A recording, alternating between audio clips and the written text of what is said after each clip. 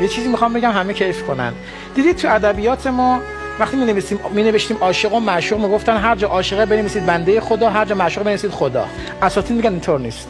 در فضای واقعیت و حقیقت عاشق واقعی خدا و بنده معشوقش است. عاشق صفاتش چیه؟ دلدادگی، غیرت، عرضم خدمت شیفتگی، انتظار. معشوق بلاک کردن، پس زدن، ناز گذاشتن، تحویل نگرفتن. آیا ما سمت خدا رفت خدا تحویلمون نگرفت؟ نه. خدا میگه عاشقتم، تو معشوق منی. برای همین نماز رابطه عشق بازی با خداست. خوش به حال اونایی که بلدن با خدا عشق بازی میکنن. یعنی خدا تو صدام کردی گفتم بله. نه یه عاشق بی دست و پای ناتوانی، عاشقی که هستی رو اداره میکنه، یا عاشقی که هستی رو خلقت کرده میگه من عاشقتم.